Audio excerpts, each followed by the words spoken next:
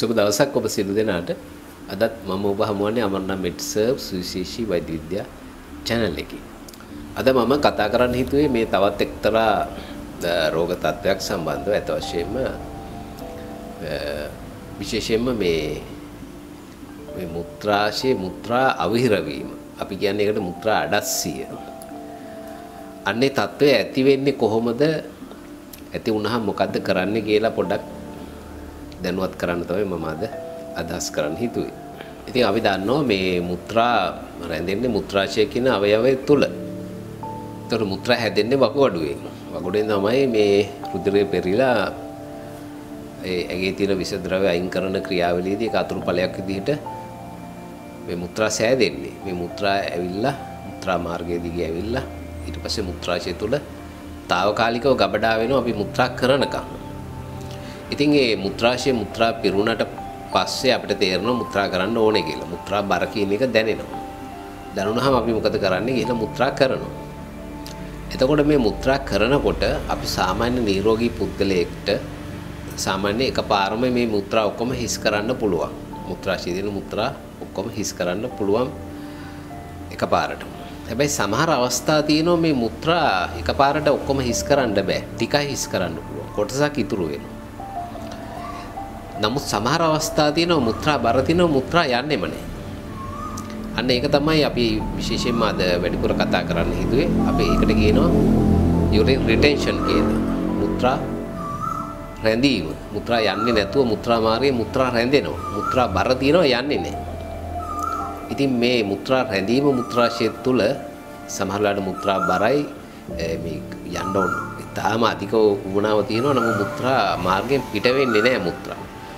ඉතින් මේක විශේෂම කොටස් දෙකකට බෙදෙනවා. මේක කාලයක් තිස්සේ ටික ටික තිබිලා ඇති වෙන තත්ත්වයක් විදිහට තියෙන්න පුළුවන්. ඒකට කියනවා අපි chronic retention කියලා. chronic urine retention කියලා. තවත් ෂණිකව ඇති වෙන්න පුළුවන් යම් යම් අවස්ථාවල මේ හොඳට මුත්‍රා ගිය කෙනෙක්ට එකපාරට බ්ලොක් වෙලා අවහිර වෙලා යන්නෙම නැති වෙන්න පුළුවන්. අන්න ඉතින් කියනවා acute retention of urine. ඒ කියන්නේ අවස්ථා දෙකක් තියෙනවා. මේක ටික ටික කාලයක් තිබිලා අවහිර වීම එහෙම නැත්නම් ෂණිකව අවහිර වීම. ඉතින් මේ කොටස් දෙකේදී අත වශයෙන්ම විවිධ කරුණු කාරණා නිසා තමයි එහෙම වෙන්නේ. ඒ ඇති වෙන තත්ත්ව ටිකක් වෙනස් මේ අවස්ථා දෙකේදී. අපි බලමු මේ තත්ත්ව මොනවද කියලා. ඉතින් කාලයක් තිස්සේ මේ මුත්‍රාශය මුත්‍රා රැඳීම සිද්ධ වුණොත් ඔක්කොම හිස් කරන්න බැරුව සිද්ධ වුණොත් මොකද සිද්ධ වෙන්නේ? ඒ මුත්‍රාශයේ තියෙන රැඳෙන මුත්‍රාවලට විස බීජ යන්න පුළුවන්. විස බීජ ගියහම මුත්‍රා ආසාදන ඇති වෙන්න පුළුවන්. විශේෂයෙන්ම මුත්‍රා ආසාදන මුත්‍රාශය ඇති වෙන්න පුළුවන්. අපි ඒකට කියනවා සිස්ටයිටිස් කියලා. ඉතින් මේ මුත්‍රා ආසාදන ඇති වුණාම මේ වගේ තත්ත්වයක් ඇති වෙලා මොකද සිද්ධ වෙන්නේ? සමහරවිට බේත් කළාට ප්‍රතිකාර අල්ලන්නේ සමහර වෙලාවට. නැවත නැවත මේම තත්ත්වය ඇති වෙනවා. ඒ වගේම ඊට පස්සේ මේ වකුගඩු දක්වාම මේ විස බීජ යන්න පුළුවන්. වකුගඩු දක්වා ගියොත් ටිකක් බරපතල තත්ත්ව ඇති වෙන්න පුළුවන්. අපි කියනවා පයිලෝනෙෆ්‍රයිටිස් කියලා. ඉතින් ඒකෙත් ක්ෂණිකව ඇති වෙන්න පුළුවන් එකක් තියෙනවා මේ acute pyelonephritis. එහෙම නැත්නම් කාලයක් තිස්සේ ටික ටික තියෙන්න පුළුවන් මේ වකුගඩුවට විස බීජ ගිහලා ඒකට කියනවා chronic pyelonephritis. ඉතින් කොහොම හරි අන්තිමේදී වෙන්නේ මේ විස බීජ ගියහම වකුගඩු දෙක සවුත් වෙන එක තමයි අන්තිමට සිද්ධ වෙන්නේ. ඉතින් මේක භයානකම තමයි මේ මුත්‍රා රැඳීම කාලයක් ගත වුණොත් වකුගඩු වලට බලපෑමක් ඇති වෙලා බෑක් ප්‍රෙෂර් එකක් ඇති වෙලා වකුගඩු අකර්මණ්‍ය වෙන්න පුළුවන්. ඉතින් විශේෂයෙන්ම මේ මුත්‍රා රැඳීම සිද්ධ වෙනවා ටික ටික මුත්‍රා රැඳීම සිද්ධ වෙන ප්‍රධානම රෝග තත්වයක් තමයි මේ අර ප්‍රොස්ටේට් ග්‍රන්ථිය ඉදිමීම. විශේෂයෙන්ම මේ ප්‍රොස්ටේට් ග්‍රන්ථිය ඉදිමෙන්න පුළුවන් හේතු දෙකක් නිසා. එකක් තමයි පිළිකාමය නොවන තත්වයක් විදිහට ඉදිමෙන්න පුළුවන්. සමහර විට පිළිකාමය තත්වයක් විදිහට ඉදිමෙන්න පුළුවන්. ඉතින් කොයි විදිහට ඉදිමුණත් අන්තිමට වෙන්නේ මුත්‍රා බ්ලොක් වෙන එක. එතකොට ගොඩාක් වයසට යනකොට පිරිමි උදවියට මේ ප්‍රොස්ටේට් ග්‍රන්ථිය ස්වභාවයෙන්ම ටිකක් ඉදිමෙන ගතියක් එන්න පුළුවන්. ඉතින් සමහරුන්ට මේක රෝගී තත්ත්වයක් දක්වා ගිහිල්ලා සමහර වෙලට මුත්‍රා ටික ටික හිස් කරගන්න බැරුව කියලා අන්තිමට සම්පූර්ණ බ්ලොක් වෙන තත්ත්වයක් දක්වා එන්න පුළුවන්. ඉතින් මම මගේ කලින් වීඩියෝ එක මම ප්‍රොස්ටේට් ග්‍රන්ථිය සම්බන්ධව කතා කරලා තියෙනවා. ඒක බලන්න පුළුවන් ඔයගොල්ලන්ට තවත් විස්තර දැනගන්න. ඉතින් ඒ වගේම තමයි සමහර අවස්ථා තියෙනවා මේ ෂණිකව හොඳට මුත්‍රා ගිය කෙනාගේ මුත්‍රා එකපාරට බ්ලොක් වෙනවා. ඉතින් මේක අර කලින් කියපු තත්ත්වය වගේ නෙමෙයි. කලින් කියපු තත්ත්වය ක්‍රමානුකූලව ඇති වෙන තත්ත්වයක්. ඒක ටිකක් දරා ගන්න පුළුවන් තත්ත්වයක්. නමුත් ෂණිකව මුත්‍රා බ්ලොක් වුණොත් දරා ගන්න බෑ අත වශයෙන්ම. රෝගියා අධික අපහසුතාවයකටපත් වෙනවා. අධික බඩේ කැක්කුමක්, යටි බඩ කැක්කුමක් ඉඳි හිටින්න බෑ. මුත්‍රාශය පුපුරන තරමට එනවා. ඉතින් ඒ වගේ වෙලාවට ෂණික ප්‍රතිකාරයක් කරලා මුත්‍රා රිලීස් කරන්න ඕනේ. මුත්‍රාශයෙන් මුත්‍රා එළියට ගන්න ඕනේ. නැත්තම් ලොකු ප්‍රශ්න ඇති වෙන්න පුළුවන්. ඉතින් මෙතෙන්දී මේ එකපාරට ෂණිකව બ્લોක් වෙන හේතු තමයි විශේෂයෙන්ම මේ මං කියපු ඔය ප්‍රොස්ටේට් ග්‍රන්ථිය ඉදිමිච්ච අය ඉන්නකොට ටික ටික બ્લોක් එකක් තිබිලා ෂණිකව අවහිර වීම. ඔක්කොම අවහිර වීම. එතකොට යන්නෙම නැහැ. ඒක එක තත්වයක්. නැත්තම් වයස නිසා මේ වයසට යනකොටත් මේ මුත්‍රා සමහර විට එකපාරට બ્લોක් වීමක් සිද්ධ වෙන්න පුළුවන්. අපි දන්නවා මේ වයසට යනකොට ගොඩක් අය මේ මුත්‍රා කරන එක හරි පිළිවෙලට සිද්ධ කරන්නේ. වයසට යනකොට ඒ මුත්‍රා කරන එක අමතක වෙනවා. මුත්‍රා බර තියාගෙන ඔහේ ඉන්නවා. ඉතින් මෙහෙම කාලයක් ගත වෙනකොට එකපාරට ෂණිකව අවිරතාවයක් එන්න පුළුවන්. මොකද ඒ මුත්‍රාශය බිත්ති සමහරට සංකෝචනය වීම තදින් සිද්ධ වුණේ නැත්තම් මුත්‍රා එළියට යන්නේ නැහැ. එතකොට මුත්‍රාශය බිත්ති ශක්තිමත් නැත්තම් කාලයක් ගත වෙනකොට මුත්‍රා රැඳීම සිද්ධ වෙන්න පුළුවන්. මොකද මුත්‍රාශයේ බිත්ති මගින් ප්‍රෙෂර් කරලා තමයි මුත්‍රා එළියට දාන්න ඕනේ. ඉතින් වයස නිසා සමහර විට මේ මුත්‍රාශයේ බිත්ති දුර්වල වෙන්න පුළුවන්. ඒ වගේම සමහර අවස්ථා තියෙනවා මේ ස්නායු ප්‍රශ්න, විශේෂයෙන්ම ස්නායු ආබාධ. ඉතින් කල්ගත වෙච්ච දියවැඩියාව තියෙන අයට මෙම තත්ත්වය ඇති වෙන්න පුළුවන්. අපි දන්නවා දියවැඩියාව කල්ගත වුණොත් ස්නායු වලට බලපානවා. එතකොට ස්නායු වැඩපණ වෙනවා. විශේෂයෙන්ම මුත්‍රාශයේ ස්නායු වලට බලපෑවොත් මුත්‍රා හොඳට පිට කරලා යවන්න බැරි වෙනවා. ඒ වගේම තමයි සමහර අවස්ථා තියෙනවා මේ අනුතුරු නිසා, හදිසි අනුතුරු නිසා මේ කොන්දේ විශේෂයෙන්ම ස්පයිනල් කෝඩ් එක කොන්දට පෙළියේ ප්‍රශ්න, කොන්දට පෙළිය අපි කියනවා කැඩුනොත් කහකින් වැටිලා වගේ. අන්න ඒ වගේ සිද්ධිය ඇති වුණොත් එතකොටත් මේ මුත්‍රාශයෙන් Tamanට පිට කරන්න බැරි වෙනවා. මුත්‍රා අවහිර වෙනවා, මුත්‍රා රැඳෙනවා. ඒ වගේම තමයි සමහර පිළිකාමය තත්වයන් තියෙනවා. විශේෂයෙන්ම මේ පුරස්ත ග්‍රන්ථිය පිළිකා આવොත් මුත්‍රා අවහිර වෙන්න පුළුවන්. ඒ වගේම කුඳු ඇට පෙළියේ පිළිකා આવොත් අන්න එතකොටත් මේ ස්නායු වලට බලපාලා මේ මුත්‍රාශයට සැපෙන ඒවා වැඩ කරන්නේ නැති වුණොත් අන්න මුත්‍රා අවහිර වීම සිද්ධ වෙන්න පුළුවන්. ඒ වගේම තමයි සමහර ස්නායු රෝග තියෙනවා මේ මුත්‍රා අවහිර වීම සිද්ධ වෙන විශේෂයෙන්ම කලාතුරකින් දකින නම් කිව්වට සමහරට ඕගොල්ලෝ දන්නේ නැහැ මේ මල්ටිපල් ස්ක්ලෙරොසිස් කියලා රෝගයක් තියෙනවා. ඒකෙදි සිද්ධ වෙන්න පුළුවන් මුත්‍රා අවහිර වීම. ඒ වගේම තමයි පාකින්සන්ස් කියන රෝගය, පාකින්සන්ස් ඩිසීස් කියන රෝගී තත්ත්වෙදි මුත්‍රා අවහිර වෙන්න පුළුවන්. ඒ වගේම තවත් ප්‍රධාන අවස්ථාවක් තමයි මේ ස්ට්‍රෝක් එකක්. අපි දන්නවා මේ අංශභාග රෝගී තත්ත්වයක් ඇති වුණොත් අන්න එතකොට බොහෝ දුරටම මුත්‍රා අවහිර වීමක් සිද්ධ වෙන්න පුළුවන් ස්නායු වැඩ කරන්නේ නැතුව. ඒ වගේම මුත්‍රා මාර්ගයට ආසාදන ගිහිල්ලා අපි කියනවා මේ මුත්‍රා ආසාදනයක් ඇති වුණොත් සමහර වෙලාවට අන්න එතකොටත් අවහිරතාවයක් සිද්ධ වෙන්න පුළුවන්. ඉතින් ඒ වගේම තමයි తాවකාලිකව රෝගී තත්ත්වයක් නොවන අවස්ථා තියෙනවා මේ මුත්‍රා අවහිර වෙන. ඒකෙන් එකක් තමයි විශේෂයෙන්ම මේ බඩ වේලීමක් සිද්ධ වුණොත් සමහර වෙලාවට මුත්‍රා අවහිර වීම සිද්ධ වීමක් වෙන්න පුළුවන්. ඒ වගේම තමයි ගර්භණී භාවයේදී අර කලලේ ලොකු වෙනකොට බඩ තුල උස තුල එතකොට මොකද්ද සිද්ධ වෙන්නේ? ප්‍රෙෂර් එක වැඩි වෙලා සමහරට මේ අවයව තෙරපිලා අන්න එතකොටත් මුත්‍රාශය අවහිරතාවයක් සිද්ධ වෙන්න පුළුවන්. මොකද මුත්‍රාශය ඇදීමකට තෙරපීමකට ලක් වෙනවා මුත්‍රාශය බෑල්ව් එක. අන්න එතෙන්දී ගැටලුකාරී තත්ත්ව ඇති වෙන්න පුළුවන්. ඉතින් තවත් මුත්‍රා બ્લોක් වෙන්න පුළුවන් හේතුවක් තමයි යම් ඖෂධ වර්ග. සමහර ඖෂධ වර්ග තියෙනවා මේ මුත්‍රා අවහිරතාවය ඇති කරන්න පුළුවන්. ඉතින් මේ වගේ හේතු ගණනාවක් තියෙනවා මේ මුත්‍රා පිටවීම બ્લોක් කරන, අවහිර කරන. අපි කියනවා මුත්‍රා අඩස්සිය ඇති කරන. ඉතින් මෙවැනි තත්වයක් තිබ්බොත් අපි හිතමු මෙවැනි තත්වයක් තිබ්බොත් මුත්‍රා අපි හිතමු ගෙදර ඉන්න කෙනෙකුට එකපාරට මුත්‍රා සම්පූර්ණයෙන් යවන්න බැරි වෙනවා. ෂණිකව ඇති වෙන තත්වය ගැන කතා කරමු. අර ඇකියුට් රිටෙන්ෂන් කියලා. අන්න ඒ වගේ වෙලාවක මොකද්ද කරන්න පුළුවන්? ඉතින් එහෙම ෂණික අවහිරතාවයක් ඇති වුණොත් අපි ඉස්සෙල්ලාම කරන්න පුළුවන් දේ තමයි ඉස්සෙල්ලාම කරන්න ඕනේ මේ රෝගියා නැගිටින්න ඕනේ. හිටගෙන ඉන්න ඉරියව්වෙදී තමයි ගොඩක් වෙලාවට මුත්‍රා කරන්න පහසු. වාඩි වෙලා මුත්‍රා කරන්න අපහසුයි ඇත්ත වශයෙන්ම. මොකද මාංශ පේශි අර තදවීම අඩු වෙන්නේ හිටගත්තට පස්සේ. එතකොට තමයි මුත්‍රාශයට ලේසි ඒ ප්‍රෙෂර් එක ඇති කරන්න මුත්‍රා යවන්න. එතකොට ගොඩක් වෙලාවට අපි කියන්නේ ස්ටෑන්ඩින් පොසිෂන් එක හිටගෙන මුත්‍රා කරන්න උත්සාහ කරන්න ඕනේ. ඒ කරන ගමන් ගොඩක් වෙලාවට කියනවා අපි බාත් รู ම් එකට ගිහිල්ලා මේ තෙත පාගගෙන වතුර පාගගෙන ඒ එකම පුළුවන් නම් ටැප් එකක් ඇරලා යන ටැප් එක දිහා බලාගෙන ඉන්න කියලා. අන්න එතකොට අර අවිරතාවය ඇරෙන්න පුළුවන්. ඒ ඇරුණාම තවත් ක්‍රම තියෙනවා. අපි හිතමු ඒ ක්‍රමයට මේක සාර්ථක වෙන්නේ නැත්නම් අපිට පුළුවන් මේ මද රස්නේ තියෙන වතුර බෝතලයකට පුරවලා යටිබඩ ප්‍රදේශයේ පොඩ්ඩක් තවන්න පුළුවන්.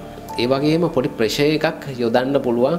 පොඩ්ඩක් යටිබඩ ප්‍රදේශයේ පොඩ්ඩක් තෙරපන්න පුළුවන්. අන්න එතකොට සමහර විට අර මුත්‍රා අවිරතාවය ඇරෙන්න පුළුවන්. හැබැයි මේවා කළයි කියලා සමහර වෙලාවල් තියෙනවා ඒ අඩස්සිය අරගන්න බෑ. මේක ඇරෙන්නේ නැහැ. අපහසුතාවය දිගටම පවතිනවා. ඉතින් එතකොට මොකද්ද කරන්න ඕනේ? අනිවාර්යයෙන්ම වෛද්‍යවරුගේ සහාය අවශ්‍ය වෙනවා. විශේෂයෙන්ම ඒ වගේ වෙලාවට කළ යුතු ප්‍රධානම දේ තමයි මුත්‍රා එන්නෙම නැත්තම් මුත්‍රා අපි එළියට ගන්න ඕනේ මොන හරි ක්‍රමයකින්. ඒ ප්‍රධාන ක්‍රමය තමයි මුත්‍රා මාර්ගයේ බටයක් දාලා මුත්‍රා එළියට ගන්න එක. අපි ඒකට කියනවා කැතීට එකක් දානවා කියලා. මුත්‍රා මාර්ගයේ කැතීට එකක් මුත්‍රා මාර්ගයට දාලා මුත්‍රා එළියට ගන්නවා. කැතීටරයිසේෂන් කියලා තමයි කියන්නේ. ඉතින් මේ ක්‍රියාවලිය සිද්ධ කරන්න ඕනේ තවශයෙන්ම වෛද්‍යවරයෙක් විසින්. මොකද මුත්‍රා මාර්ගයට බටයක් දානවා කියලා කියන්නේ මුත්‍රාශයට විස බීජ නොයන්න කරන්න ඕන කාර්යයක්. ඒතකොට මේක දැනගෙන ඉන්න ඕන කාර්යයක්. විශේෂයෙන්ම විස බීජ නොයන්න කරන්නේ කොහොමද කියන මේ ප්‍රොසීඩියර් එක වෛද්‍යවරු දන්නවා. හැබැයි අපි දැකලා තියෙනවා වෛද්‍යවරු නොවන උදවියත් සමහර අවස්ථාවලදී මේ මුත්‍රාශයට බට දානවා. ඒක ගැලපෙන්නේ නැහැ අත වශයෙන්ම. මොකද විස බීජයක් යන්න පුළුවන්. ඒ වගේම වෙනස් සංකූලතා ඇති වෙන්නත් පුළුවන් මේ මුත්‍රාශයට බටයක් දානකොට. මුත්‍රාශයට බටයක් දානකොට සමහර වෙලාවට සැලකිලිමත් විය යුතු කරුණු ගොඩක් තියෙනවා. අපි වයස බලපාන ඇත්ත වශයෙන් මේ වයස අනුව මේ කැතීට වල සයිස් එක වෙනස් වෙනවා. ඒතකොට ගැළපෙන ප්‍රමාණයේ කැතීට එකක් දාන්න ඕනේ. ඒ වගේම තමයි දැන් අපි මේ කැතීට එකක් දානකොට කල්පනා කරන්න ඕන දෙයක් තියෙනවා. විශේෂයෙන්ම මේ ශනිකව ඇති වුණාම දාන කැතීටර්ස් වෙනස්. ගොඩක් කල්ගත වෙච්ච අවිරතාවයන් නම් එතකොට කාලයක් මේක තියන්න ඕන නම් කැතීට එක අන්න එතකොට දාන කැතීට එක වෙනස්. එතකොට සමහර කැතීටර්ස් ගොඩක් කල් තියන්න බෑ. සමහර කැතීටර්ස් ගොඩක් කල් තියන්න පුළුවන්. මාස 3ක් වගේ කල් තියන්න පුළුවන්. අන්න එතකොට ගැළපෙන ඒ කැතීට වර්ගයක් තෝරගන්නත් ඕනේ. එතකොට හරි ප්‍රමාණයේ කැතීට එකක් තෝරගන්න ඕනේ. එතකොට මේක කොච්චර කාලයක් තියෙනවද කියන එකත් තීරණය කරන්න ඕනේ මුලින්ම. එතකොට ඒ වගේම ඊළඟ දේ තමයි මේ කැතීට එක දානකොට විශේෂයෙන්ම බලන්න ඕනේ මේ රෝගියා මුත්‍රා ආසාදයෙන් පෙළෙන එක්කෙනෙක්ද කියලා. ඒකත් බලන්න ඕනේ. නැත්තම් සමහර වෙලාවට මුත්‍රා ආසාදන තියෙද්දි කැතීටරයිස් කරාම යටින් බටයක් දැම්මොත් සමහර අවස්ථා තියෙනවා අර විස බීජ පැතිරීම වැඩි වෙනවා. අන්න එතකොට රෝගියා තවත් අමාරු තත්යකට යන්න පුළුවන්. ඒ වගේම තමයි සමහර වෙලාවල් තියෙනවා මේ මුත්‍රා මාර්ගයෙන් මේ බට දාන්න බැරි වෙන අවස්ථා තියෙනවා. ඒ කියන්නේ ගොඩක් වෙලාවට අර පුරස්ගන්ධිය ගොඩක් ඉදිමිලා තිබුණොත් අන්න එතකොටත් දාන්න බැරි අවස්ථා තියෙනවා. එහෙම නැත්නම් සමහර අවස්ථා තියෙනවා ඒ පුරස්ගන්ධිය පිළිකාවක් වගේ තිබුණොත්. එහෙම නැත්නම් මුත්‍රාශය පිළිකාව වගේ තිබුණොත් සමහරවිට බට ඇතුළට දාන්න බෑ. එතනින් එහාට යන්නේ නැහැ. සිදුර මදි. අන්න ඒ වගේ අවස්ථාත් තියෙන්න පුළුවන්. ඒ වගේ වෙලාවක බලෙන් තල්ලු කරන්න ගියොත් මොකද්ද සිද්ධ වෙන්නේ? එතන තුවාල වීමක් සිද්ධ වෙලා ලේ ගැලීමක් සිද්ධ වෙන්න පුළුවන්. එතකොට රෝගියෙකුට මේ කැතීට එකක් මුත්‍රා මාර්ගයෙන් ඇතුල් කරන්න බැරි නම් කරන්න පුළුවන් දෙයක් තියෙනවා. මොකද්ද යටිබඩ කොටසින් අපි කරන්නේ උඩින් සිදුරක් හදනවා. විශේෂයෙන්ම නීඩල් එකක් ටිකක් සිදුර ලොකු නීඩල් එකක් බටයකට සම්බන්ධ කරලා අපි සිදුරක් ඇති කරලා ඒ විදිහටත් මුත්‍රා එළියට ගන්න පුළුවන්. ඒක කරන්නේ කලාතුරකින් යටින් බට දාන්න බැයි නම් මුත්‍රා රැඳිලා අවහිර වෙලා තියෙනවා නම් ඉක්මනින් යමක් කරන්න ඕන නම්. ඉතින් ඒක කරන්නත් ඕනේ වෛද්‍යවරු විසින්මයි. විශේෂයෙන්ම ඒ සම්බන්ධ පළපුරුදු වෛද්‍යවරු. නැත්තම් ඒක කරනකොට වෙනත් ප්‍රශ්න ඇති වෙන්න පුළුවන්. මොකද හරියට මුත්‍රාශයට ඒ සිදුර යන්න ඕනේ. ඉතින් ඒ විදිහටත් මුත්‍රා අයින් කරන්න පුළුවන්. මම ඕගොල්ලන්ට කලින් කිව්වා මුත්‍රා ආසාදන තදබල තිබුණොත් යටින් බට දාන්න අපහසුයි. අන්න ඒ වගේ වෙලාවටත් වඩා සුසුයි මේ උඩින් බටයක් දාලා මුත්‍රා අයින් කරන එක. ඉතින් දැන් මේ මුත්‍රා අවහිරතාවය කල්ගත වුණාම අපි දන්නේම නැතුව වගඩු සවුත් වෙලා යන්න පුළුවන්. වගඩු නරක් වෙන්න පුළුවන්. ඒක තමයි මේකේ තියෙන ප්‍රධානම ගැටලුව. ඉතින් අපි කාලයක් ගත වෙලා තියෙනවා නම් විශේෂයෙන්ම ඒ රෝගියාගේ වගඩු වල තත්ත්වය විශේෂයෙන්ම බලන්න ඕනේ. මොන තත්ත්වයකද වගඩු තියෙන්නේ කියන එක. අපිට ඉතින් ඒක බලන්න පුළුවන් ක්‍රම කීපයක් තියෙනවා. එකක් තමයි වගඩු ස්කෑන් කරලා බලන්න පුළුවන්. අල්ට්‍රාසවුන්ඩ් ස්කෑන් එකක් කරලා වගඩු ප්‍රමාණය බලන්න පුළුවන්. ඒ වගේම වගඩු වල වෙනත් තත්ත්ව තියෙනවද බලන්න පුළුවන්. විශේෂයෙන්ම විස බීජ ගිහිලා තියෙනවද එහෙම නැත්නම් කල් වගේ දෙයක් තියෙනවද කියලාත් බලන්න පුළුවන්. මට කියන්න අමතක වුණා සමහර වෙලාවල් තියෙනවා මේ මුත්‍රා අඩස්සිය එන විශේෂයෙන්ම මුත්‍රා මාර්ගයේ තියෙන ගල් නිසා වෙන්න පුළුවන්. විශේෂයෙන්ම මුත්‍රාශයේ තිබුණ ගලක් මුත්‍රා මාර්ගයට වැටිලා අවහිර වුණොත් අන්න එතකොටත් මේ කියන තත්ත්වය ඇති වෙන්න පුළුවන්. ඉතින්දී ඇති වෙන්නේ අර acute retention කියන තත්ත්වය ශනිකව ඇති වෙනවා.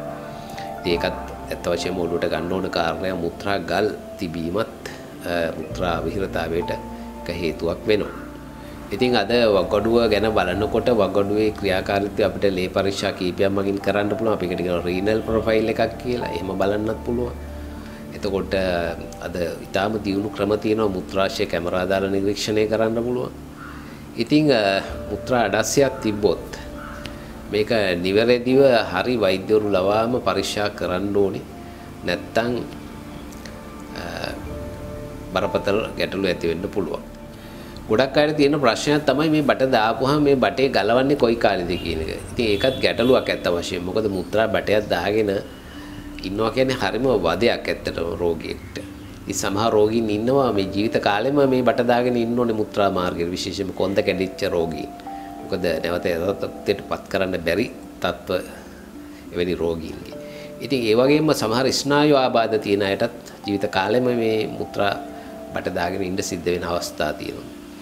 ඉතින් ඒ වගේම తాවකාලිකව යම්කිසි කාල සීමාවකට දාන වෙලාවල් තියෙනවා. දැන් මම කලින් සඳහන් කරපු අවස්ථාවල. ඉතින් මේක වෛද්‍යවරු තමයි තීරණය කරන්නේ කොයි අවස්ථාවේද මේ බට අයින් කරන්නේ කියලා. මොකද මේ බටයක් දාලා තියෙන කෙනෙක්ගේ එකපාරටම මේ බට ඇදලා දාන්න බෑ. මොකද්ද සිද්ධ වෙන්නේ? එහෙම කළොත් වෙන්නේ ආයෙ නැවත අවහිරතාවය ඇති වෙනවා. ඉතින් මුත්‍රා බටයක් දැම්ම කෙනෙක්ගේ මේ බටයක් ගලවන ක්‍රමවේදයකුත් තියෙනවා. ඒක මම වෙනත් වීඩියෝ එක පැහැදිලි කරන්න. මුත්‍රා බටයක් ඉවත් කරන්නේ කොයි විදිහටද කියන එක මේ එකපාර ඇදලා දාන්න බෑ දාලා තියෙන කෙනෙක්ගේ. ඉතින් දැන් ඕගලන්ට පැහැදිලි මුත්‍රා අවහිර වෙන අවස්ථා ගණනාවක් තියෙනවා. ඒ අවස්ථාව අඳුරගෙන ඒකට ගැළපෙන විදිහට තමයි බෙහෙත් කරන්න ඕනේ. ඉතින් වෛද්‍යවරයෙක් අනවශ්‍ය විදිහට බට දාන්න යන්නේ නැහැ ඇත්ත වශයෙන්ම. සමහරව කියනවා මේ ඇවිල්ලා මෙහෙම බටයක් දාන්න ඕනේ කිව්වම මේක එහෙම නොදා බලන්න පුළුවන්ද ડોක්ටර් කියලා. නමුත් සමහර අවස්ථා එහෙම බෑ දාන්නම වෙනවා. ඉතින් මේ තවත් අවස්ථා තියෙනවා මේ ළමෙක් හම්බ වෙන්න යනකොටත් විශේෂයෙන්ම මේ මුත්‍රා හිර වෙලා තිබුණොත් ළමයා සාමාන්‍ය යෝනි මාර්ගයෙන් හම්බ වෙනකොට අර පහසුවෙන් හම්බ වෙන එක අවහිර වෙන්න පුළුවන් ප්‍රමාද වෙන්න පුළුවන්. අන්න ඒ වගේ වෙලාවකට බටයක් දාලා తాවකාලිකව මුත්‍රා අයින් කරන වෙලාවලුත් තියෙනවා. මම මේක සඳහන් කළේ ඒ වගේ අවස්ථා අධ්‍යක්ීම් තියෙනවා මේ විශේෂයෙන්ම අපේ ගැහණු උදවියට. එතකොට එවැනි දේවල් සිද්ධ කරනකොටත් හරි පිළිවෙලට සිද්ධ කරන්න ඕනේ නැත්නම් මුත්‍රා මාර්ගයට විස බීජ යනවා. අපි දැකලා තියෙනවා බබෙක් හම්බ වෙන්න යනකොට මේ කැතරිටරයිස් කරලා අන්න එතනින් පස්සේ මුත්‍රා ආසාදන ඇවිල්ලා. ඉතින් එවැනි දේවලුත් තියෙන්න පුළුවන්. ඉතින් මෙම කරුණු කාරණා පොඩක් හිතට ගන්න ගොඩාක් දේවල් තියෙනවා මේ මුත්‍රා අවහිරතාවය ඇති වෙනවා. ඉතින් ඒකට ගැළපෙන පිළියම් සුසුකම් තියෙන වෛද්‍යවරු ලබා කරගන්න පුළුවන්. ඉතින් ඔයගලන්ට ගැටලු තියෙනවා නම් මේ සම්බන්ධව තමන්ගේ දෙමව්පියෝ ඉන්නවනම් වැඩිහිටියෝ ඉන්නවනම් මේ මුත්‍රා බට දාලා ඉන්න ගෙවල් වල ගොඩක් ප්‍රශ්න ඇති දැනගන්න අපේ කමෙන්ට්ස් වලින් මේ ප්‍රශ්න ගැන අහන්න පුළුවන්. එතකොට අපිට ගැළපෙන උත්තරයක් දෙන්න පුළුවන්. ඉතින් අදත් මම සමුගන්නවා මන්නා මෙඩ්සර්ව්ස් විශේෂ වෛද්‍ය විද්‍යා channel එකේ අපි නැවත මුණ ගැසෙමු අලුත් දෙයක් සමග. සුබ දවසක් ඔබ සියලු දෙනාට.